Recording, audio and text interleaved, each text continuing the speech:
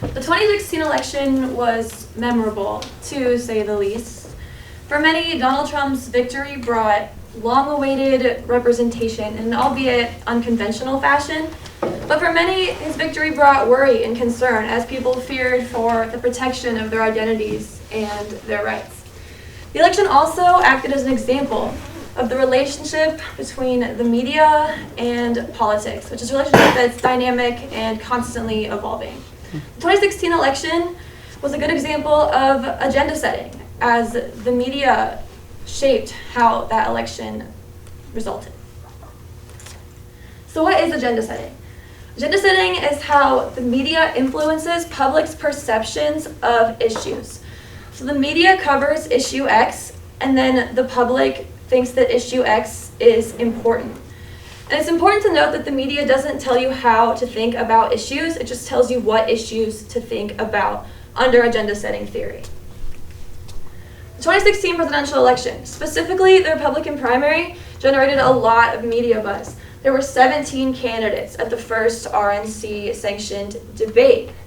That debate, the second night with the favorited candidates, had the largest broadcast audience of any non-sport cable event to date. That event had a lot of viewers and it generated a lot of media coverage. Who did that coverage go to? It went to Donald Trump. Donald Trump received an almost unprecedented amount of media coverage in the 2016 election. At the beginning of his campaign, he stood taller in the news than he did the polls. So his media coverage was not proportional to his polling at the beginning of his campaign. And he only gained traction from there.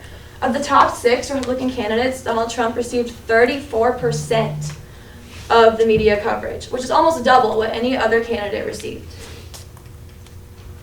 The C-SPAN archives shows an example of this.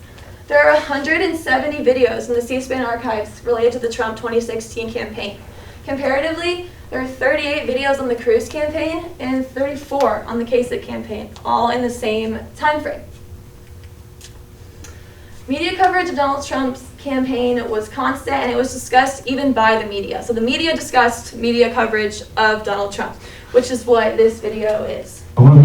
People are trying to wrap their arms around how do you cover Donald Trump. Now, a lot about Donald Trump has been written in the past. I mean, he's been the subject of books, of documentaries. People are starting to plumb a little bit further into his background. But look, I mean, you are seeing some of the most robust coverage of this presidential race, of any presidential race in decades, perhaps. Litchfield, All right, so I hope we've established how much media coverage this election and specifically Donald Trump received. That is the first part of agenda setting, is the media coverage. Now the question we have to answer is, will the media coverage of Donald Trump influence public perception of Donald Trump as an important issue? And I think my next video will help us answer that question. This is from an open phone segment where viewers call in to discuss the political issue of the day. 60 voter things? Okay, so I'm not getting this quite clear. Well, Marissa, step back and talk about how the media has covered these issues and these issues that are important to you and to your candidate. Okay, because it's all about Trump. It's Trump this, Trump that, Trump here, Trump there, everything about Trump. You barely hear about Bernie Sanders. He's got this huge, gigantic momentum. So this is a Sanders supporter talking on C-SPAN about Trump and about the media coverage of Trump and how that has influenced public opinion. And it's obviously influencing her too, if she's talking about Trump as a Democrat and as a Democratic primary voter. So agenda setting is working. The media is covering Trump. People are talking about Trump. So just to summarize again, the media covered Trump. The public talked about Trump. Media coverage of Donald Trump preceded his polling numbers early in his campaign. And as his polling numbers rose, so did his media coverage. This led to the emergence of Trump as someone both Republicans and Democrats considered important. And ultimately, he won the presidency. So there is something to be said for agenda setting theory. This also shows not just the workings of agenda setting theory, but the power of agenda setting theory and the power of the media. The media has a lot of influence over politics and has a lot of influence over public opinion.